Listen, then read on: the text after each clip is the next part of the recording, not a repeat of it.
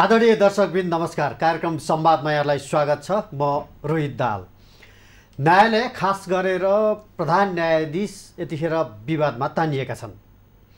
प्रधान न्यायाधीशका क्रियाकलापले न्यायपालिकाको बदनाम गरेको निष्कर्ष निकाल्दै पूर्व न्यायाधीश फोरमले चाहिँ प्रधानमन्त्रीको राजीनामा मात्रै मागेको छैन, संसदबाट महाभियोग लगाउनु पर्ने समेत आशयको वक्तव्य निकालेको छ। त्यस्तै गरेर अधिकांश कानुन व्यवसायीहरू पनि प्रधान न्यायाधीशका पछिल्ला गतिविधिले न्यायपालिकाको बदनाम गरेको निष्कर्ष निकालिरहेका छन्। तर प्रधान न्यायाधीश पक्ष अथवा केही न्यायपालिकालाई नजिकबाट हेरेर विश्लेषण गरिरहेकाहरूले भने यसरी वक्तव्यबाजी गर्दा उल्टै न्यायपालिकाको साख घटेको बताइरहेका छन्। आज यही विषयमा केन्द्रित रहेर संवाद गर्नेछौँ र यसका लागि आज हामीसँग हुनुहुन्छ वरिष्ठ अधिवक्ता दिनेश त्रिपाठी र अधिवक्ता जनक कटवाल। दुवैजनालाई स्वागत छ कार्यक्रममा। धन्यवाद। म दिनेशजीबाट आउन चाहन्छु। यसरी पूर्व प्रधान न्यायाधीशहरू सडकमा नाङ्गै निस्केर वक्तव्य निकालेता चाहिँ न्यायपालिकाको गरिमा उच्च हुने हो? होइन, यस्तो भयो।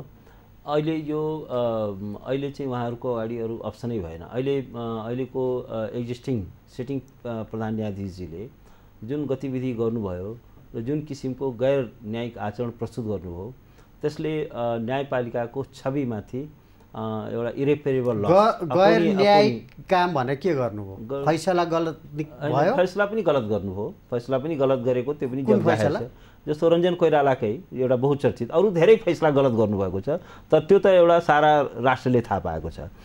त्यति मात्र होइन, जस्तो उहाँले एउटा अर्को गैर न्यायिक र गैर संवैधानिक गतिविधिमा के संलग्न हुनुभयो भने जस्तो ओलीको सरकारले यो गैर संवैधानिक ढङ्गले अध्यादेश जारी गर्यो। संविधानको धारा 284 को बरखिलाफमा 6 सदस्यीय संवैधानिक परिषदको परिकल्पना गरेको छ। 3 सदस्यले पनि निर्णय गर्न सक्ने गरी 3 अध्यादेशलाई स्वीकार गरेर प्रधान न्यायाधीश संवैधानिक परिषदको बैठकमा सहभागी हुनुभयो। एक्ज्याक्टली। र त्यसपछि आफ्ना आसेपासेहरूलाई संवैधानिक आयोगहरूमा उहाँले नियुक्ति पनि गराउनु हो। त्यहाँ पनि भाग प्रमाण त छैन। होइन, प्रमाण त अब सबैले लगाएको आरोप होला। होइन, यस्तो छ, यो कुरा घाम झैँ स्पष्ट छ कि सबैले एउटा नाङ्गो आँखाले हेर्दाखेरि पनि बुझ्न सक्छन्। होइन, त्यसमा फेरि के छ भने होइन यो चाहिँ होइन भन्यो भने जस्तो मानव अधिकार आयोगमा को छ हामी थाहा छ। होइन, त्यसपछि निर्वाचन आयोगमा कसलाई नियुक्त गराउनु भयो त्यो पनि थाहा छ। अख्तियारमा कसलाई नियुक्त गराउनु भयो त्यो पनि सबै थाहा छ। त्यो कुरा सबै जगजाहेर छ। यो ओपन सोसाइटी हामी छौँ, त्यसमा पनि तपाईँ मिडियाको मान्छे, तपाईँले झन् सबै थाहा छ। होइन, सबै नाली बेली थाहा छ। नियुक्त बिना प्रमाणको कुरा गर्दैन, सुनेको भरमा होइन, सुनेको आशंकाको भरमा होइन, सुनेको भरमा होइन। ल ठिक छ, तपाईँको त्यो कुरा पनि उहाँले बेनिफिट अफ डाउट दिए। एकछिनलाई त्यो कुरालाई पनि उहाँको मान्छे नियुक्त गराउनु भएको छैन, ल बेनिफिट अफ डाउट दिएँ। तर यो असंवैधानिक गतिविधिमा त भाग त लिनुभयो नि। आखिर जुन अध्यादेश जारी भयो त्यो संविधानको बरखिलाफमा थियो। अर्को कुरा के गर्नु भने संविधानले नै एउटा संसदीय सुनवाईको अनिवार्य बन्दोबस्त गरेको छ। संसदीय सुनवाईको परीक्षालाई उत्तीर्ण नगरिकन कोही पनि व्यक्ति एउटा संवैधानिक आयोगहरूमा त्यो नियुक्त नै हुन सक्दैन। तर उहाँले के गर्नुभयो, गएर शपथ ग्रहण पनि गराउनु हो, जबकि चाहिँ तिनीहरूलाई शपथ ग्रहण समारोहमा सहभागी हुनुभयो। शपथ ग्रहण उहाँले त्यहाँ होइन, शपथ पनि अरू सदस्यहरूलाई उहाँले गराउने व्यवस्था छ। भन्दाखेरि के हो भने अब उहाँ एउटा गैर संवैधानिक गतिविधिमा त्यो पनि भाग लिनुभयो। अर्को काम के गर्नु हो भने गैर न्यायिक आचरण के पनि गर्नुभयो भने अब अहिले उहाँलाई समेत विपक्षी बनाएर रिट दायर भएको छ। त्यो संवैधानिक परिषदमा को अध्यादेशलाई टेकेर जुन आयोगहरूमा भएको नीतिहरूलाई बदल्नुहोस्, किनभने यो अनकन्स्टिट्युसनल छ भनेर अब 10औं महिना भइसक्यो, त्यसको सुनवाई नै हुँदैन। र त्यति मात्रै नभएर के भयो भने अब यो कुरा त बडो क्याटेगोरिकली यो फर्मर जजेसहरूको फोरमले पनि बोलेको छ कि त्यो सुनवाईको प्रक्रियाबाट जब हामीले प्रश्न उठायौँ सुनवाईको दौरानमा कि तपाईँको त स्वार्थ बाजिएको इस्यु हो, स्वार्थ बाजिएको इस्युमा आफ्नो मुद्दामा आफै न्यायाधीश हुन मिल्दैन, यो एउटा क्लियर कट चाहिँ के छैन, यो त्यो चाहिँ न्यायिक परम्परा र पद्धतिको विपरीतमा हो। कोही पनि आफ्नो यो त नेचुरल जस्टिसको एउटा कार्डिनल प्रिन्सिपल हो, कोही पनि व्यक्ति आफ्नो मुद्दामा न्यायाधीश हुन मिल्दैन भन्दाखेरि उहाँले चाहिँ ठिक छ रिक्युज गर्नुभयो। ल म सुनवाईको दिन उपस्थित हुँदैन, निर्णय हुने दिन पनि म उपस्थित हुँदैन भनेर ओपन कोर्टमा चाहिँ उहाँले चाहिँ घोषणा गर्नुभयो। तर अब एउटा रहस्यमय परिस्थितिमा एउटा रिट फेरि दर्ता भयो। भोलि सुनवाईको दिन छ, आजै फेरि चाहिँ त्यसमा एउटा चाहिँ खास किसिमको बेन्चमा फेरि मुद्दा राख्न लगाएर अब त्यहाँबाट पनि चाहिँ के छ भने तत्काल अन्तरिम आदेश जारी भयो। एकदमै चाहिँ के छ भने फास्ट ट्र्याकमा त्यो सुनवाई भयो। फास्ट ट्र्याकमै चाहिँ के छ भने अन्तरिम आदेश आयो र हाम्रो चाहिँ के छ भने 10औं महिनादेखि हाम्रो चाहिँ सुनवाई नै हुन सकेको छैन। तर उहाँको चाहिँ के छ भने मुद्दा तत्काल दर्ता भयो, तत्काल अन्तरिम आदेश पनि भयो र हाम्रो अथवा फुल बेन्चलाई चाहिँ एउटा न्यायाधीशले डिक्टेट गर्यो हैन। त्यसमा पनि त्यो पनि एउटा कस्तो त्यहाँ हास्यास्पद कुरा के छ भने म भनौँ, यो प्रधान न्यायाधीश बिनाको संवैधानिक इजलासै गठन हुन सक्दैन भन्ने कुरालाई च्यालेन्ज। तर दीपक राज जोशी उहाँ त कन्फर्म प्रधान न्यायाधीशै हुनु भएन, कामु नै रहनुभयो। दर्जनौं मुद्दाको फैसला उहाँले कामु भएर गर्नुभयो भनेपछि त अलरेडी सेटल प्रिन्सिपल थियो र त्यसमा चाहिँ के हो भने रिट तत्काल दर्ता गरेर सर्वोच्च अदालतले आफ्नै विरुद्ध अन्तरिम आदेश जारी गरेर त्यो त एउटा सेटल प्रिन्सिपलमा पनि के छ भने सुनवाई रोकियो, ब्लक गरियो। त यो र अहिले पनि के हो भने जस्तो कार्की आयोगले, कार्कीको समितिले पनि एउटा चाहिँ रिपोर्ट दियो। त्यो रिपोर्टलाई उहाँ चाहिँ के छ भने लागू गर्न तयार हुनुहुन्न। अनिल सिन्हाको समितिले पनि त्यो प्रतिवेदन दियो कि यो चाहिँ अटोमेसन सिस्टममा जानुपर्छ, जुडिसियल ट्रान्सपेरेन्सी चाहिँ एकदमै इम्पोर्टेन्ट छ। तर त्यसलाई उहाँले चाहिँ एउटा कार्यान्वयन गर्ने त्यो देखाउनु भएन, अनिच्छुक हुनुभयो। ठिक छ, म एकैछिन म जनकजीकोमा जान चाहन्छु। यो पूर्व न्यायाधीश फोरमले जसरी चाहिँ न्यायपालिकामाथि नै वर्तमान प्रधान न्यायाधीशका गतिविधिले चाहिँ एकदम बदनाम गरे न्यायपालिका भन्ने चाहिँ यसलाई तपाईँले कसरी हेर्नुहुन्छ? अहिले न्यायालयमाथि आएका गम्भीर 3टा प्रश्नलाई मैले प्रस्तुत गर्न चाहन्छु। पहिलो कुरा त जबरजस्त आएको कुराहरू यो संसदले आफ्नो क्षेत्राधिकार ग्रहण गरोस्, सदनबाट चाहिँ यो विषयमा चाहिँ छलफल होस् भन्ने एउटा विषय प्रवेश गरेको छ, एक्सट्रिम विषयवस्तु। दोस्रो मार्ग प्रशस्तको विषयवस्तु छ। तेस्रो भनेको विषयवस्तु चाहिँ न्यायालय सुधारका विषयवस्तुहरू छन्। मैले तेस्रोबाट सुरु गरौँ। अघि भर्खरै दिनेश सरले पनि कोट्याउनु भएको थियो। हाम्रो न्यायालयको अवस्था हेर्दाखेरि ट्रेडिसनल, जुडिसियरी प्राय ट्रेडिसनल नै हुन्छ। कार्यपालिका जस्तो अन्य क्षेत्र जस्तो चमत्कारिक परिवर्तन जुडिसियरीमा कमै हुँदो रहेछ। यसको प्रमुख कारण भनेको अनवरत लामो समयदेखिका हामीले मुद्दा प्रस्तुत गर्दाखेरि पनि 100-200 वर्ष पुराना नजिरहरू पनि प्रस्तुत गरेर जान्छौँ र ती जुन एउटा ल्यान्डमार्क डिसिजन भएका हुन्छन् त्यस्ता विषयवस्तुहरू कोटिएर पनि आउँछन्। एउटा ऐतिहासिक परम्परालाई पनि स्वीकार गर्नुपर्ने अवस्थाहरू हुन्छन्। आजको भोलि नै रूपान्तरणका कुराहरू अन्य अङ्ग जस्तो जुडिसियरी सम्भव नहुने रहेछ ऐतिहासिक विकासक्रमलाई हेर्दाखेरि पनि। यो अवस्थामा पनि जस्तो अहिले कार्की आएको कुरा आयो, 2030-31 सालदेखि नै धेरै अध्ययन भएका छन्, धेरै सुझावहरू आएका छन् न्यायालय सुधारको लागि। नेपाल बार एसोसिएसनले पनि एउटा रणनीतिक योजना बनाएर न्यायालयका समग्र सुधारको विषयवस्तुहरू भनेको न्यायालय सुधारका लागि वर्तमान प्रधान न्यायाधीशले जति गर्नुभएको छ त्यो ठिक छ भन्ने तपाईँको हो कि? यस छैन।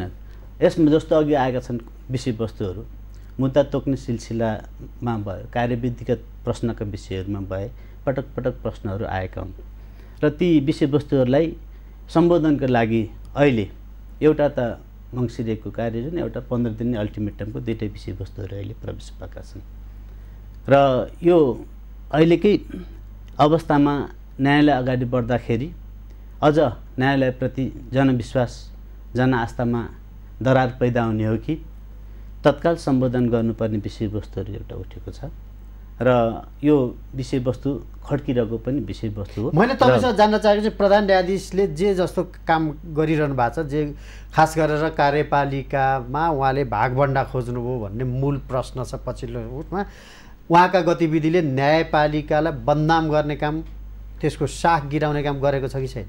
उहाँहरूको आरोप चाहिँ मैले यसरी हेर्छु, जस्तो यो बिचमा सबैभन्दा धेरै जनअपेक्षा रहेको विषयवस्तु मुद्दाका हिसाबले राष्ट्रको एउटा अस्थिरताको अवस्थामा संविधानका डिरेलका अवस्थाहरूमा यो समग्र मुलुकलाई एउटा लोकतान्त्रिकरणको अभ्यासमा अथवा लोकतन्त्रको कन्टिन्युटीको लागि संविधानको डिरेलबाट बचाउनका लागि न्यायपालिकाले अग्रणी भूमिका खेल्यो भनेर देवत्वकरण भएका विषयवस्तुहरू पनि मैले यहाँ सम्झाइरहनु पर्दैन, किनकि दुवै यो संसद पुनर्स्थापनाका मुद्दामा अहिले जुन जुन निकायबाट न्यायालयमाथि प्रश्न खडा भइरहेको छ तिनै निकायहरूले पनि मुक्त कण्ठले प्रशंसा गरेका विषयवस्तुहरू थिए।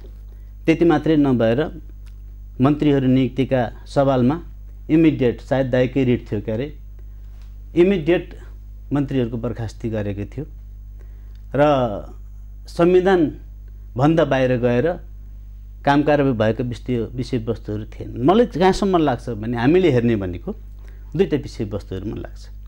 पहिलो विषयवस्तु भनेको जजमेन्ट कस्तो रह्यो, हामीले त्यसलाई जुरिमेटिक स्टडीबाट अवलोकन गर्नुपर्ने, वाचडगको रूपमा हेर्नुपर्ने एउटा छँदैछ।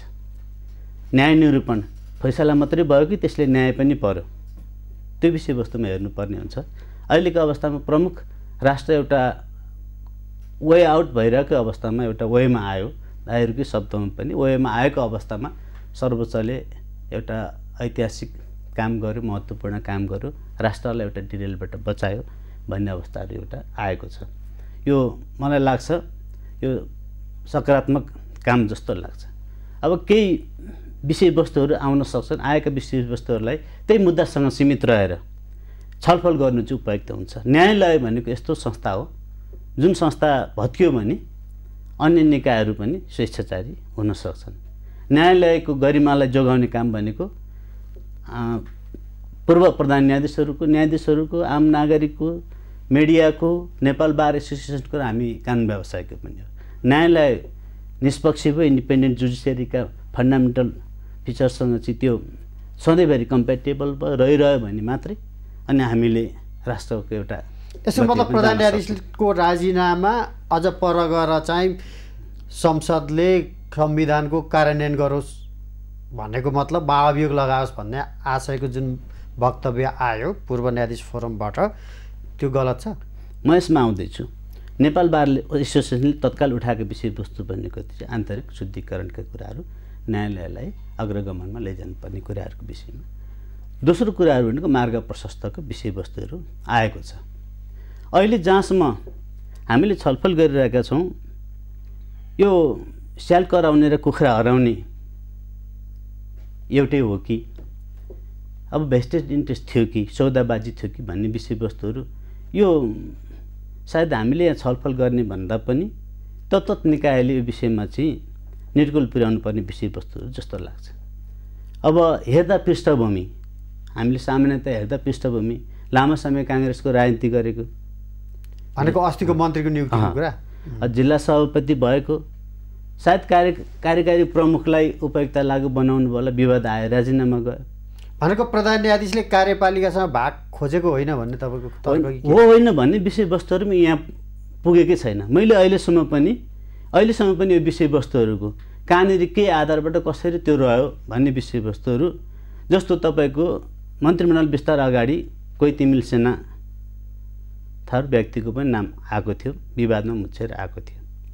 अब यो हाम्रो चाहिँ फेरि सोसियल स्ट्रक्चर सुपर स्ट्रक्चरहरू जस्ता हुँदो रहेछन् कि जन्जालमा बेरिएको, नाताभित्र गाँसिएका, अन्तर्सम्बन्ध भइरहेकाहरू र एकले अर्कोको भूमिकामा चाहिँ त्यहाँनिर खेल्यो है भन्ने आधारले गर्दाखेरि कसैको व्यक्तिगत क्षमता, व्यक्तिगत आफ्नो कन्ट्रिब्युसनहरू, योगदानहरू पनि त्यसको पट्टाक्षेपमा पर्ने अवस्थाहरू पनि हुँदो रहेछ।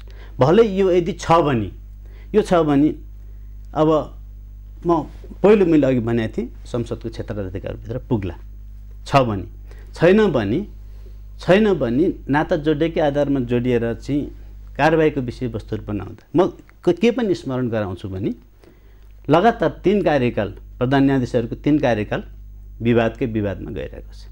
आम नागरिकमा के पर्ला, न्यायालयलाई सधैँभरि विवादित बनाउँदाखेरि म भन्छु पूर्व प्रधान न्यायाधीश सम्मान्य प्रधान न्यायाधीश गोपाल पराजुलीकै हकमा पनि यदि उहाँको नागरिकता विवाद थियो भने त नियुक्तिकै बेलामा हेर्नु पर्थ्यो। त्यति नहेरिकन प्रधान न्यायाधीश नियुक्ति सम्म पुग्ने प्रक्रियाहरू त होला नि। उच्चको न्यायाधीश हुनुभयो, सर्वोच्चको न्यायाधीश रहनुभयो, ती हेर्ने विषयवस्तुहरू त्योभन्दा कमजोर काम के हो त? त्यो हेर्नुपर्ने कसले हो त?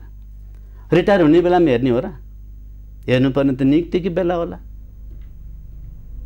दोस्रो, उहाँको बहिर्गमन पनि एउटा न्यायालयको बदनाम गरेर बहिर्गमन मध्यदेशीसँग आउनु। हजुर, तपाईँहरूले अनुमानकै भरमा चाहिँ प्रधान न्यायाधीशको राजीनामा माग्नु भएको कि तपाईँको मैले अघिल्लो अन्तर्वार्ता पनि सुनेको थिएँ कि संसद पुनर्स्थापना गर्दाखेरि त तपाईँले त वास्तवमा देवत्व गणै गर्नुभएको थियो वर्तमान प्रधान न्यायाधीश।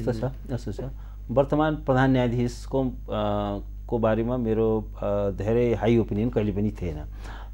जुन संसदको पुनर्स्थापना भयो त्यो चाहिँ अब चिफ जस्टिस भएको नाताले टेक्निकली अब जसवाला जाला, तर के छ त्यसको जुन अन्तर्वस्तु हो नि, त्यसको इनसाइड स्टोरी जसलाई थाहा छ, एटलिस्ट अलिअलि कुरा त हामी पनि बुझ्छौँ, त्यो सेन्स गर्छौँ। त्यहाँ चाहिँ उहाँको धेरै सहयोगी भूमिका चाहिँ थिएन। तर यथार्थ के भइदियो भने जस्तो भन्नुहोस् न, उहाँले खास गरेर दोस्रो चिठीको चाहिँ पार्लियामेन्टको जुन डिसोल्युसन भयो र हाउस चाहिँ रिस्टेट भयो, त्यसमा उहाँको सुरुको भूमिका हेरौँ न, उहाँले कस्तो खालको बेन्च कन्स्टिट्युट गर्नुभएको थियो। एउटा जुनियर व्यक्तिहरूलाई ल्याएर चाहिँ बेन्च कन्स्टिट्युट गर्नुभएको थियो र हामीले धेरै ठुलो आवाज उठायौँ त्यसमा। र हामीले भन्यौँ फलानु न्यायाधीश नभइकन हामी बसै गर्दैन भन्नु। हामीले त कतिसम्म भन्यौँ भने, हामीले के भन्यौँ भने कि बेन्च कन्स्टिट्युट गठन गर्ने प्रधान न्यायाधीशको विशेषाधिकार हो, तर यो विशेषाधिकारको प्रयोग गर्दाखेरि एउटा औचित्यपूर्ण तरिकाले, विवेकपूर्ण तरिकाले, तर्कपूर्ण तरिकाले गरिनुपर्छ। दुईटा बेन्च चाहिँ गठन गर्दाखेरि संसारभरि नै केही सर्वमान्य सिद्धान्तहरू छन्। यो अधिकार भनेको विशेषाधिकार हो भन्दैमा त्यो स्वेच्छाचारी ढङ्गले प्रयोग हुन सक्दैन। अहिले त संसारभरि नै धेरै जसो देशमा चाहिँ अटोमेसन सिस्टम लागू भएको छ, चलखेल नहोस् भनेर। त्यसकारण हामीले के भन्यौँ भने या त दुईटा क्राइटेरिया मानिन्छ, एउटा ज्येष्ठता, एउटा विज्ञता। त उहाँले बेन्च गठन गर्दाखेरि ज्येष्ठता पनि ध्यान राख्नु भएन, विज्ञता पनि ध्यानमा राख्नु भएन, पिक एन्ड चुजको आधारमा गर्नुभयो भनेपछि देयर इज समथिङ रङ भन्ने कुरा हामीले सेन्स गऱ्यौँ र बेन्च चाहिँ रिकन्स्टिट्युट भयो। भन्दाखेरि उहाँको चाहिँ धेरै चाहिँ उहाँले चाहेर त्यो भएको होइन र टेक्निकली मात्रै उहाँले अब प्रधान न्यायाधीश भएको नाताले उहाँले डिसेन्टिङ ओपिनियन लेख्नु भएन, त्यो अर्कै कुरा हो।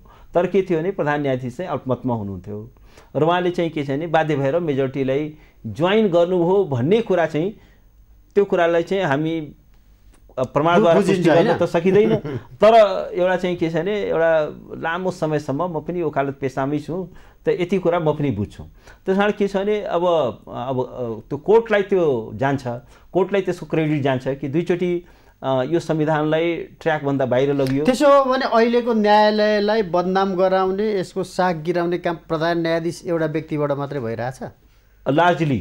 किनभने लार्जली चाहिँ के छ भने यसको लागि प्रधान न्यायाधीश नै उहाँ चाहिँ दोषी हुनुहुन्छ। भएका राम्रो कामको जज चाहिँ दिन चाहनुहुन्न तपाईँ, अनि बिग्रिएको काम जति सबै व्यक्तिले लगेर थोरै तपाईँ व्यक्तिगत इगो छ क्या प्रधान होइन? त्यस्तो होइन, केही मुद्दा सुद्दामा त्यस्तो केही होइन। तर के छ भने प्रधान न्यायाधीशले जस्तो भन्नुहोस् न, आखिर यो त एउटा हामीले एउटा न्याकेड आइले हेर्दाखेरि पनि हामी के बुझ्न सक्छौँ भने जस्तो अहिले कार्यपालिकामा संसारमा कहीँ तपाईँले सुन्नुभएको छ कि प्रधान न्यायाधीशले या सर्वोच्च अदालतको एपेक्स कोर्टको कुनै जस्टिसले होइन कार्यपालिकामा मेरो मान्छे नियुक्त गर, मेरो मान्छे राजदूत पनि बना भनेर कहीँ चाहिँ सुन्नुभएको छ? अब यहाँ पनि सुनिएको छैन। होइन आयोग होइन, आयोगहरूमा त उहाँले गराउनु नै भयो। अब कसैले भन्ला कि प्रमाण छैन, कतिपय प्रमाण चाहिँ नाता भयो होइन, प्रमाण कहिलेकाहीँ प्रमाण ठ्याक्कै चाहिँ के छ भने यो कुनै यो त एउटा कस्तो हुन्छ भने पब्लिक पर्सेप्सनको कुरा पनि हो। जस्तो भन्नुहोस् न, अहिले जस्तो यो मन्त्री परिषदकै कुरा हो, मन्त्री परिषदमा एउटा नाम प्रचारित भयो कि यो व्यक्तिको चाहिँ के छ भने नियुक्त हुन गइरहेको छ है, जो चाहिँ प्रधान न्यायाधीशसँग कनेक्टेड छ। पहिला एउटा त्यो कम्प्युटरवालाको नाम पनि आएको थियो, पछि त्यो कम्प्युटरवालाको नाम चाहिँ हटाइयो, कम्प्युटरबाटै हट्यो त्यो कम्प्युटरको नाम कम्प्युटरबाटै एकैछिन। तर जस्तो भन्नुहोस् न, जुन मान्छेको नाम प्रचारित भयो त्यो मान्छे ठ्याक्कै नियुक्त भयो र अब के छ भने कसैले भन्ला होइन उहाँ बडो ठुलो नेता हुनुहुन्थ्यो, अफकोर्स नेता पनि हुनुहुन्थ्यो होला, तर अहिले चाहिँ के छ भने कस्ता कस्ता नेताहरू जो संसद सदस्य पनि छन् ती चाहिँ मन्त्री हुन पाएका छैनन्। उहाँ चाहिँ जिल्ला स्तरीय एउटा राजनीतिमा हुनुहुन्थ्यो, उहाँको त्यत्रो मन्त्री बन्नुपर्ने त्यो लेभलको अहिले चाहिँ अनिवार्यता अपरिहार्यता पनि थिएन। त्यसमा पनि एउटा 78(1) को जुन बन्दोबस्त हो त्यो अपवादको धारा हो। त्यो भनेको चाहिँ कस्तो हो भने कुनै व्यक्ति राष्ट्रको लागि अत्यन्त अपरिहार्य छ, एउटा क्राइसिस म्यानेजरको रूपमा, कहिलेकाहीँ क्राइसिस आयो एउटा एक्सपर्टिजको आवश्यकता छ। जस्तो भारतमा चाहिँ के छ भने अब सुन नै गिरवी राखेर धौटी राखेर ऋण लिनुपर्ने अवस्था आयो, इकोनोमी कोल्याप्स हुन थालेको थियो र वर्ल्ड रिनाउन्ड एउटा इकोनोमिस्ट चाहिँ के छ भने मनमोहन सिंहजीलाई चाहिँ के छ भने अर्थमन्त्री बनाइयो एउटा क्राइसिस म्यानेजरको रूपमा। पछि उनलाई विदिन 6 मन्थमा पार्लियामेन्टमा पनि ल्याइयो। भन्दाखेरि के हुन्छ भने त्यस्तो एउटा अपवादको परिस्थितिको लागि राखिएको धारालाई त्यो तपाईँलाई पो थाहा छैन होला तपाईँको विज्ञता शेरबहादुर देउवालाई थाहा थियो कि अब विज्ञता के हुन्छ भने विज्ञता त्यो गोप्य हुँदैन। यो चाहिँ के हुन्छ यो चाहिँ के हुन्छ नेसन एउटा आउटस्ट्यान्डिङ पर्सनालिटीले यसले चाहिँ अब क्राइसिस म्यानेज गर्छ, यो नभइकन हुँदैन र 6 महिनापछि यसलाई पार्लियामेन्टमा पनि ल्याउन सकिन्छ भन्ने सुनिश्चितता नभइकन त्यो चाहिँ ल्याइँदैन। ठिक छ, यो कुराले चाहिँ एकैछिन म व्यापारिक विश्राम दिन्छु, त्यसपछि पुनः आउनेछु।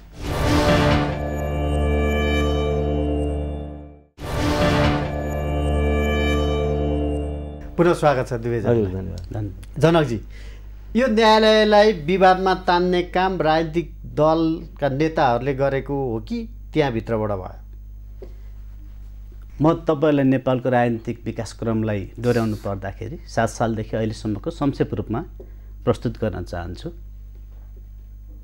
मैले आँकडा सोद्धाखेरि 74 जना 76 जना कति भने ब्याचलर गरेका 7 सालको अवधिमा। त्यो बेला एउटा संविधान बनाउनको लागि 8 वर्ष लागेको थियो। एउटा संविधान ड्राफ्ट गर्न 8 वर्ष लागेको थियो। त्यो संविधानले 1.5 वर्ष पनि काम गरेन। 2/3 सरकार, 48 सालको सरकार पनि 3 वर्ष पनि जान सकेन। 56 को बहुमतको सरकारले पनि 3 वर्ष पनि जान सकेन। 74 को सरकार पनि, जम्मा नेपालका 4 वटा बहुमत प्राप्त सरकारहरू। अहिलेको कन्टेक्स्टमा चाहिँ म आइदिन्छु, आजको दिन म अहिले आउँदैछु। यसको कारण के हो भने नेपालमा राजनीतिक अस्थिरता छ। यसको समाधानका सम्भावनाहरू अझैसम्म पनि मैले देखिरहेको छैन। अस्थिरताका कारण आन्तरिक बाह्य हुन सक्छन्। यी नेपालका आन्तरिक राजनीतिक व्यवस्थापनको विषयमा नेपाली नेताहरूले कहिले पनि स्थिरता खोजिरहेका छैनन्। यसको असरहरू हामीले हेरौँ न, सदन कति बदनामित भयो, सदनलाई पनि अब व्यवस्थापिकालाई पनि बदनामित गराएको छ, अदालतलाई पनि पटक पटक प्रहार भएको छ। म अन्य निकायमा जान चाहन्न। कार्यपालिका त्यो जहिले पनि यिनै फन्डाको बिचमा हुर्किएको छ, खेलोस्। व्यवस्थापिका त्यो एउटा राजनीतिक समूहको एउटा इन्ट्रेस्टको ग्रुप हो, त्यसमा पनि म प्रवेश गर्न चाहन्न। म कानुनको विद्यार्थी भएको नाताले म सबैमा यो हार्दिकपूर्वक अनुरोध गर्दछु कि न्यायालयलाई चाहिँ नचलाइयोस्, विवादमा नल्याइयोस्। न्यायकर्मी आफैमा विवादमा आयो भने त्यसका हेर्ने अनि प्रधान न्यायाधीशले नै कार्यपालिकासँग भाग मागेपछि विवाद आउँदैन त? तपाईँको कुरा के? त्यो कोसँग मागेको हो भने तत्काल त्यसको चाहिँ कार्यपालिकाले चाहिँ प्रतिरक्षा गर्नु पर्यो नि। उहाँले तर्क गरिसक्नु हो नि, घाम जतिकै छर्लङ्ग छ। तर्क गरिसक्नु भयो नि, कारबाहीमा ल्याउनु पर्यो नि। म आउँदै थिएँ त्यो, म त्यसमा जस्तो मैले 3टा समस्या। कारबाहीको माग गर्नुभयो त उहाँहरूले?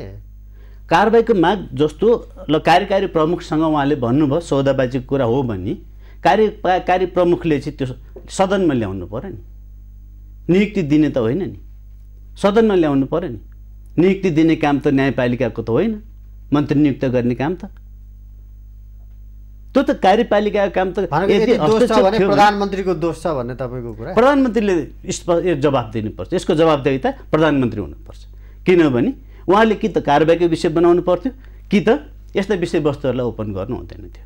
मलाई त जहाँसम्म लाग्छ फर्मलीको प्रधानमन्त्रीबाट नै आएको विषय भने मैले फर्मली आएको विषयको रूपमा चाहिँ सुनेको छैन। तर यसको प्रमुख भागीदार चाहिँ यदि त्यो हो भने कारबाहीको विषय बनाउनु पर्थ्यो, होइन भने यी विषयवस्तुहरू बाहिर आउनु हुँदैन।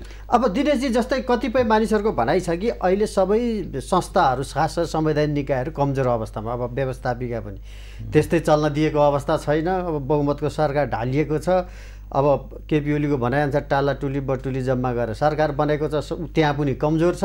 यही बेलामा न्यायालयलाई पनि कमजोर बनाउन सकियो भने यो व्यवस्थै परिवर्तन गर्न सकिन्छ भन्ने लागेका मानिसहरूसँगलाई साथ तपाईँहरूले दिइरहनु भएको छ। तपाईँहरूको काँधमा राखेर उनीहरूले बन्दुक पड्काइरहेछन्। न्यायालय कमजोर बनाउने मतियारको रूपमा तपाईँहरू जस्तो मान्छे लागेछन् भन्ने आरोप छ। होइन, यस्तो छ।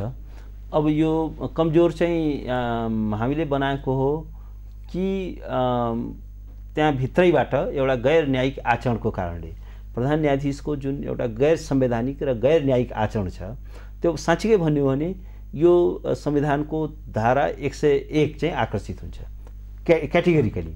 अब यो कुरा चाहिँ कस्तो हो भने कुनै व्यक्तिले मिसकन्डक्ट गर्छ, खराब आचरण गर्दछ र त्यसलाई चाहिँ कारवाही गर्नुपर्छ र ऊ चाहिँ के छ भने उसको कारणले यो इन्स्टिट्युसनको चाहिँ एउटा पवित्रता चाहिँ ड्यामेज भएको छ, इन्स्टिट्युसनको चाहिँ विश्वसनीयतामाथि चाहिँ अपूर्णीय क्षति पुगेको छ भन्दाखेरि चाहिँ ल कमजोर गर्न थाले।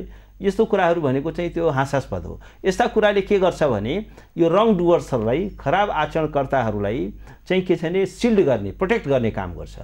त्यो कुरा चाहिँ के छ भने जस्तो जुन प्रधान न्यायाधीशले यस्तो खालको आचरण गर्नुभयो या गरिरहनु भएको छ र आज न्यायपालिकाको इतिहासमा यति धेरै न्यायपालिका चाहिँ यति धेरै एउटा विवादमा परेको थिएन।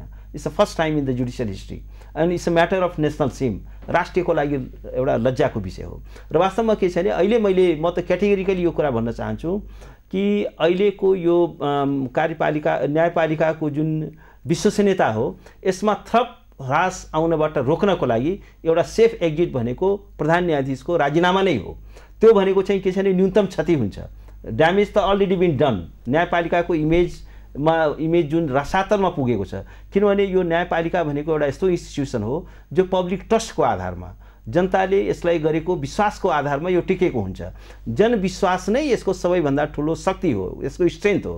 जस्तो थमस जेफरसनले भने, जुन यो अमेरिकी संविधान बनाउने एकजना आर्किटेक्ट, उनले भन्थे अदालतसँग तरवारको शक्ति छैन, अर्थात् सेना र प्रहरी छैन, पर्सको पावर छैन, अर्थात् बजेट राज्यको ढुक्टीमा यसको पहुँच छैन, तर जनताको जुन नागरिकको जुन विश्वास हुन्छ, आस्था हुन्छ, ट्रस्ट हुन्छ, त्यसको आधारमा यो टिकेको इन्स्टिट्युसन हो। आज जनताको चाहिँ नागरिकको मन भत्किएको छ। न्यायपालिका यहाँबाट चाहिँ न्याय सुनिश्चित हुन सकिरहेको छैन र सेटिङमा न्याय जस्तो भन्नुहोस् न, तपाईँले यता क्याटेगोरिकली अलिकति पनि यो जुरी म्याट्रिक्स एउटा चाहिँ स्टडी गर्ने हो भने किन खास किसिमका मुद्दाहरू खास किसिमको बेन्चमा किन ल्याइन्छन् र त्यसबाट खास किसिमको परिणाम कसरी ल्याउने कोसिस हुन्छ, त्यो कुराको एउटा अलिकति जुरी म्याट्रिक स्टडी गर्ने हो भने त्यो कुरा क्लियर हुन्छ कि कसरी चलखेल भइरहेको छ। किन आज प्रधान न्यायाधीशले चाहिँ अटोमेसनको प्रोसेसमा जान चाहिँ किन हिचिचाइरहनु भएको छ, किन अनिच्छा देखाइरहनु भएको छ, किन चाहिँ के छ भने यो संवैधानिक आयोगसम्म सम्बन्धित जुन मुद्दा छ, आज के सर्वोच्च अदालतलाई कुनै मुद्दाको सुनवाई नै नगर्ने त्यो चाहिँ लिबर्टी प्राप्त छ, त्यो चाहिँ लग्जरी प्राप्त छ। म चाहिँ यो मुद्दाको सुनवाई नै गर्दिनँ भन्न पाइन्छ। त्यस्तै यति समयभित्र यो मुद्दाको किनारा लगाउँछु भन्ने पनि त छैन। होइन, छ, एकदमै छ। र त्यसमा पनि के हुन्छ भने यस्तो खालको जुन मुद्दा हुन्छ अर्जेन्ट जुन नेसनल इम्पोर्टेन्सहरू, त्यो चाहिँ के छ भने वास्तवमा भेरी नेक्स्ट डे र संवैधानिक त्यो त प्रधान न्यायाधीशलाई लाग्यो भने होइन, यो सुरुको जस्तो भन्नुहोस् न, पहिलो सुनवाई जुन हुन्छ त्यो त के छ भने आज दर्ता भयो भने अब यो त संवैधानिक इजलासमा भएको नाताले शुक्रबार बुधबार 2 दिन हुन्छ, त्यो दिनभित्र राख्नै पर्ने हुन्छ, त्यो सुनवाई गर्नै पर्ने हुन्छ। आज 10 महिना भयो सुनवाई नै नगर्न पाइन्छ, सुनवाई नै गर्दिन भन्ने त्यो चाहिँ प्रधान न्यायाधीशलाई त्यो चाहिँ त्यहाँका न्यायाधीश बाधक भएन नि त, त्यहाँको न्यायाधीशले गरेको फैसला बाधक भएन त? होइन, तर त्यो किन त्यो जस्तो भन्नुहोस् न, किन त्यो पनि फेरि प्रधान न्यायाधीशले लगाइदिएको भन्नु छ। अब सुन्नुहोस् न, अब कतिपय कुराहरू कस्तो हुन्छ भने कहिलेकाहीँ कस्तो हुन्छ भने अब लसुन खाएको छ कि छैन भनेर होइन, सुन्नुहोस् न, कुनै व्यक्तिले लसुन खाएको छ कि छैन भनेर तपाईँ नजिक बस्नु भएको छ भने तपाईँ थाहा पाउनुहुन्छ। तर अब लसुन चाहिँ मुखबाट झिकेर देखाए भनेर लसुन मुखबाट झिकेर देखाउन सक्नुहुन्छ? खाएर चपाइसक्यो, गइसक्यो, त गन्ध बाँकी छ, त्यसको ब्याड स्मेल बाँकी छ। त्यस कारण के छ भने त्यो एउटा स्मेल त हुन्छ नि, स्मेल गर्न सक्छौँ हामी। त्यस कारण के छ भने सुनवाई भएको छैन, त्यस कारण उहाँले त्यो यो चाहिँ न्यायिक प्रक्रियालाई चाहिँ अवरुद्ध बनाउनु भएको छ। र एउटा कुरा के छ भने आफ्नो मुद्दामा उहाँको चाहिँ स्वार्थबाजीको त विषय हो नि, आफ्नो मुद्दामा आफै न्यायाधीश गर्न मिल्छ, आफै विपक्षी बनाइएको छ, उहाँ आफै नीतिको प्रक्रियामा सहभागी हुनुहुन्छ, र त्यसपछि चाहिँ के हो भने शपथ ग्रहणको प्रक्रियामा सहभागी हुनुहुन्छ र त्यो मुद्दाको चाहिँ के छ भने प्रोसेस चाहिँ के छ भने अहिले ब्लक भइरहेको अवस्था छ भन्दाखेरि के हो भने र अहिले 3-4वटा त यस्तो इस्यु आएको छ जसमा क्याटेगोरिकली आज चाहिँ जजेजहरूले फर्मर जजेजहरूले जुन स्टेटमेन्ट निकाल्नलाई बाध्य हुनुभयो त उहाँहरूले चाहिँ के छ भने एउटा रहरले निकालेको होइन नेपालको जुडिसियल हिस्ट्रीमा पहिलोचोटि यति कडा यति स्ट्रङली वर्डेड र यति कम्प्रिहेन्सिभ चाहिँ के छ भने वक्तव्य तर ती निकाल्ने मानिसहरूले गरेका फैसलाहरू पनि धेरै विवादास्पद थिए नि त हैन ती विवादास्पद फैसला गर्नेहरू मानिसहरूले अहिले वक्तव्य निकालिरहेछन् भन्छन् अब त्यो त त्यसरी भन्नु मिल्दैन त्यसरी चाहिँ भन्नु मिल्दैन त्यसमा सबले चाहिँ विवादास्पद फैसला गरे भन्ने होइन तर एउटा कुरा हामीले के बुझ्नु पर्यो भने कि एउटा फर्मर जजेजहरू भनेको चान्चुने मान्छे होइन ती भनेको चाहिँ के छ भने एउटा आउटस्ट्यान्डिङ पर्सनालिटिजहरू हुन् जसको चाहिँ एउटा लामो जुडिसियल क्यारियर बिताइसकेको व्यक्ति छन् र उहाँहरूको पनि चाहिँ के छ भने एउटा जुडिसियरीको फङ्सनिङमा उहाँहरूको पनि चाहिँ के छ भने एउटा सरोकार छ र फर्मर चिफ जस्टिसेसहरू पनि छन् उनीहरू पनि के छ भने म जनकजीमा आउन चाहे अहिलेको प्रधान न्यायाधीशले राजीनामा दिए भने अथवा राजीनामा गराउन सफल तपाईहरु हुनुभयो भने अहिले न्यायपालिकामा देखिएको विकृति विसङ्गति हट्छ गलत त्यो कुरा मैले स्वीकार्दिनँ मैले अघि नै पनि एउटा शब्द प्रयोग गरेको थिएँ जुरिमेट्रिक स्टडीको न्यायालयभित्र भएका समस्याहरूको त्यही भित्रबाटै सुधारका कामहरू गर्नुपर्छ राजीनामाले यी सुधारका कामहरू हुँदैन वक्तव्यबाजी नि कसैले पनि हुँदैन म यहाँलाई भनौँ वक्तव्यबाजी गलत पूर्व प्रधान न्यायाधीशहरूले जस्तो एकल इजलासबाट जुन अवरुद्ध गर्ने काम भयो भन्यो नि भ्याकेन्ट होला रिभ्यू होला त्यसका पनि अन्य थप जान सक्ने अवस्थाहरू थिए थप सुनवाई हुन सक्ने अवस्थाहरू छ संविधानले ती कुरा त व्यवस्था गरेको छ नि टुङ्गिएको त होइन नि जान सक्छ नि जस्तै अघि रञ्जन कोइरालाको केस जोडिएको थियो त्यो बेन्चबाट फैसला भयो आम पब्लिकको एउटा सेन्टिमेन्ट आयो सबैतिर एउटा विषयवस्तु आयो अहिले पुनरावलोकनमा सायद मुद्दा चलिरहेको छ त्यसले एउटा निकास पाउला भोलिका दिनमा अब त्यो जे उच्चले गरेको फैसला हो त्यही नै उसले भोग्नुपर्ने छ भने फेरि भोलि पनि उता यही देशको नागरिक हो अनि यसरी आफूलाई मन नपरेको व्यक्तिको राजीनामा माग्दै गर्दाखेरि भोलि प्रधान न्यायाधीश बन्ने मान्छे हुन्छ कि हुँदैन भन्ने यस्तो हजुरको कस्तो हो भने हामीले यसै गरी हेर्ने हो भने त जिल्ला तहदेखिका सबै न्यायाधीशहरूको चाहिँ फैसलाहरूलाई अध्ययन गर्दै जाने हो भने त त्यो सर्वोच्चसम्म पुग्ने त मान्छे नहुन नि सक्छ अहिलेको परिवेशमा न्यायालयभित्र यति धेरै समस्याहरू छन् नपुग्न नि सक्छ तर यसको विवादास्पद फैसला गरिएका भनेका मानिसहरू झन् जिल्लाबाट उच्च अहिलेको यही समस्यालाई मैले अघि नै भने कि 2030-31 सालदेखि नै न्यायालय सुधारका लागि चाहिँ गरिनुपर्ने कामहरूको सन्दर्भमा आएका कुराहरूको सन्दर्भमा मिल जोडेर भने कि यो हामीले राजीनामा मागेर खोजेर न्यायालयको शुद्धिकरणको प्रक्रियामा पुग्ने कुराहरू सम्भव छ बदनाम गर्छ यसले त सकिन्छ न्यायालयमाथिको जनविश्वास पनि ध्वस्त भएर जान्छ यसरी हामीले जाँदै गर्ने हो भने यसको निकासा भनेको चाहिँ हामीले तहगत रूपमा चाहिँ हामीले जुडिमेट्रिक स्टडी गर्नै पर्छ न्यायालयभित्र भएका जस्तो अहिले कति समस्याहरू छन् नि 2 वर्ष कोभिडको यो कति 2 वर्ष हुन लाग्यो थुनुवाहरूका मुद्दाहरू अहिलेसम्म पनि जजेसम्म पनि भएका छैनन् कति सुनवाई नै सुरु भएका छैनन् मान्छेहरू अनाहकमा जेल बसिरहेका छन् उनीहरूको सोभरेन्टी कहाँ पुग्यो पर्सनल डिग्निटी कहाँ पुग्यो 10 वर्ष जेल बसिरहेका हुन्छन् भोलि सर्वोच्चले सफाई दियो भने त्यो मान्छेले कसरी न्यायको अपेक्षा गर्ने 10 वर्ष त जेल बसिसकेको छ परिवारबाट विच्छेद छ सोसियल एउटा उसको आफ्नो रेपुटेसन सकिएको छ उसले वृत्ति विकासको अवसरहरू सकेको छ यस्ता धेरै मुद्दाहरू अहिले थाक्छन् 6 महिनामा एकपल्ट पेशी आउँछ त्यो पनि हेर्न नभ्याउने पुग्छ पर्छ इन्स्टिट्युसन हेडको रूपले लिनुपर्छ तर हामीले एउटा साथसाथै के पनि देखिरहेका छौँ भने जस्तो यो हाम्रो पहिलो संसद विघटन लगातार कति 39 दिन सुनवाई भयो संवैधानिक इजलास पछिल्लो पनि लामै गयो बिचको अवस्था कोभिडका कारणहरू यो जे डेलिभरी दिनुपर्ने थियो पूर्व न्यायाधीशहरूको जुन फोरम छ त्यसले प्रधान न्यायाधीशको राजीनामा मागेर जुन वक्तव्य आयो त्यो गलत छ हो तपाईको भने यो हदसम्म चाहिँ जाने कुराहरूमा म चाहिँ त्यति उसमा पुग्न सक्छ यसले न्यायालयको सुधार गर्दैन जस्तो हजुरको कस्तो हो भने अहिले डिबेट चलाउन सक्छ सर्वोच्च अदालतको अबका वे आउटहरू के हुन सक्छन्, विकास र कानुनसँग कसरी कोरिलेसन हुन सक्छ। जस्तो तपाईँलाई भनौँ, कानुन जहिले पनि स्ट्याटिक हुन्छ नेचर, तर समाज जहिले पनि डाइनामिक हुन्छ। सोसियल चेन्ज धेरै छिटो हुन्छ, तर कानुन वर्षौँदेखिका, हाम्रो त 50औं वर्षदेखिका कानुनहरू पनि सामाजिक परिवर्तन राजनीतिक परिवर्तन पछि कानुन बन्ने हो, त्यसलाई कानुन सम्बोधन कानुन पनि स्ट्याटिक रगरै गर्छ। कानुन तर कस्तो हो भने कानुन बनाएर क्रान्ति हुँदैन भने जस्तो। तर कस्तो हो भने त्यो सम्बोधन गर्ने काम चाहिँ फेरि जहाँ कानुन नेचर बाई नेचर स्ट्याटिक छ त्यहाँनिर सम्बोधन गर्ने कामहरू भनेको सर्वोच्चले गर्नुपर्ने हुन्छ। मलाई लाग्छ त्यो विद्धता भएको ठाउँबाट चाहिँ काम गर्ने भनेको समग्र जुडिसियरीलाई चाहिँ एउटा हाइटमा पुर्याउनका लागि, विधिशास्त्री विकास गर्नका लागि, विधिशास्त्री मान्यताहरूको चाहिँ त्यसलाई उजागर गर्नका लागि चाहिँ ती फोरमहरू असाध्यै उपयुक्त हुन्थे।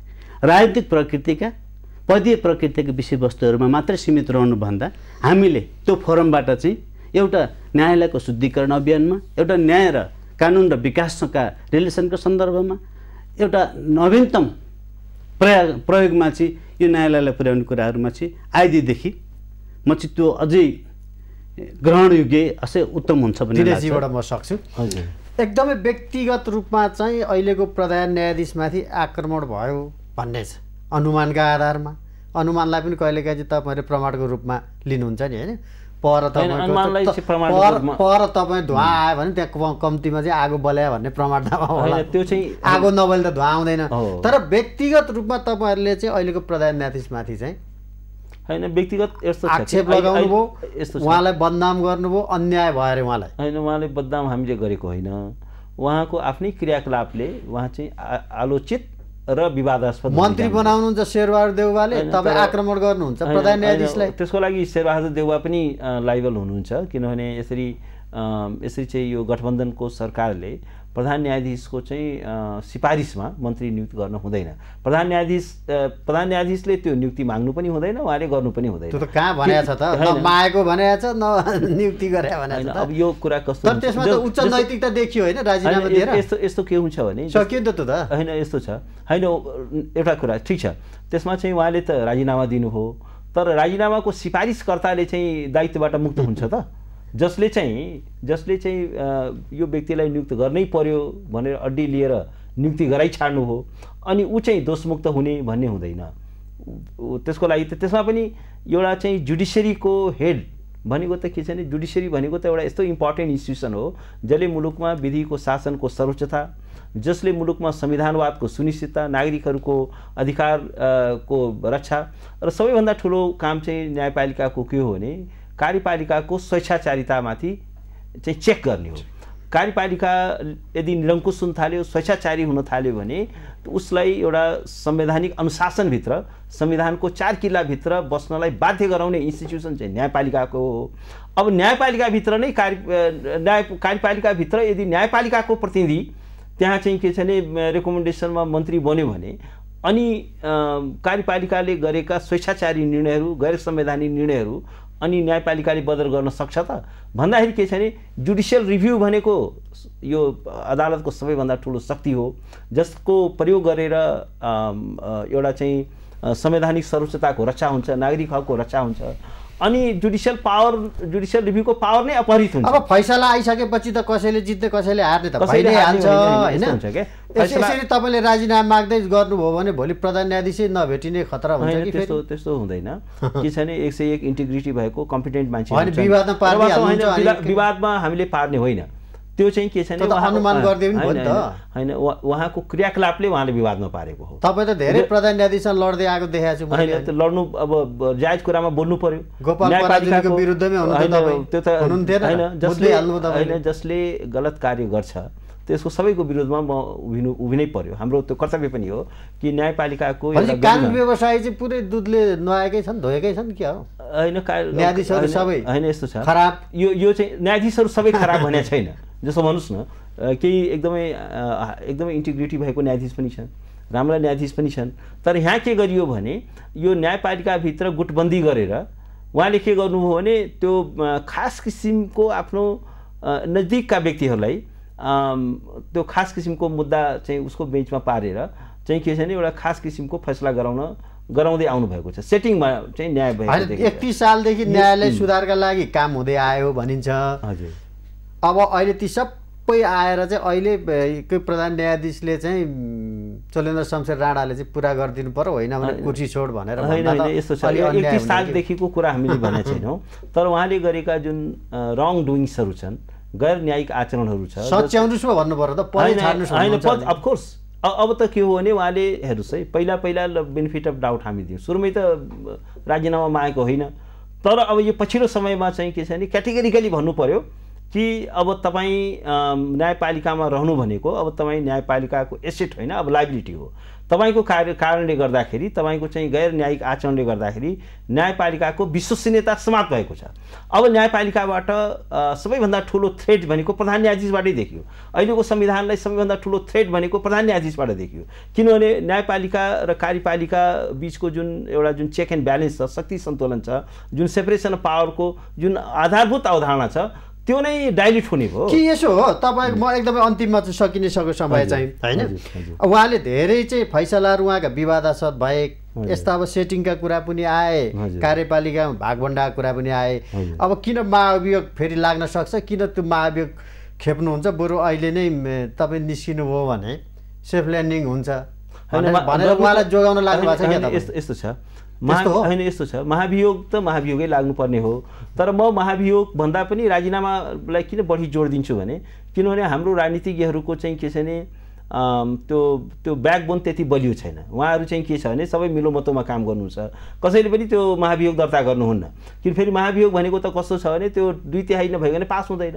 त्यस कारण के छ भने त्योभन्दा अब त्यो चाहिँ त्यति सम्भव देखिँदैन अहिलेको जुन अङ्कगढी छ। त्यस कारण के हो भने यसको एउटा सेफ एक्जिट भनेको त्यसले चाहिँ के गर्छ भने न्यायपालिकालाई थप चाहिँ के छ भने त्यसको ड्यामेज हुनबाट रोक्छ। अब ड्यामेज त अलरेडी धेरै ठुलो ड्यामेज भइसकेको छ, तर फर्दर ड्यामेजलाई चाहिँ रोक्दछ। राजीनामा मेरो विचारमा चाहिँ के छ भने त्यो चाहिँ एउटा बटम लाइन हो। अरूको कुरा र उहाँले गरेका अरूको छानबिन पनि हुनसक्छ, छानबिन पनि गरिनुपर्छ। र किनभने के हो भने यो विधिको शासन भएको मुलुकमा, एउटा ओपन सोसाइटीमा कसैलाई पनि चाहिँ के हो भने कसैको रङ डुइङ्स चाहिँ के छ भने अदण्डित रहनु हुँदैन, उन्मुक्ति पाउनु भयो। त्यो उन्मुक्ति पाउनु। समय दिनुभयो दुवैजनालाई धेरै धेरै thank you so much, thank you so much. आज हामीले संवाद गऱ्यौँ पछिल्लो समयमा न्यायपालिका, खास गरेर प्रधान न्यायाधीश जुन विवादमा परेका छन्, किन, कसरी र यसको निकास के भन्ने विषयमा केन्द्रित रहेर यसका लागि आज हामीसँग हुनुहुन्थ्यो वरिष्ठ अधिवक्ता दिनेश त्रिपाठी र अर्का अधिवक्ता जनक कटुवाल। कार्यक्रमको निर्धारित समय सकिएको छ। खबरभित्रको खबरका लागि हेर्दै रहनुहोला एभरेज खबर। नमस्कार।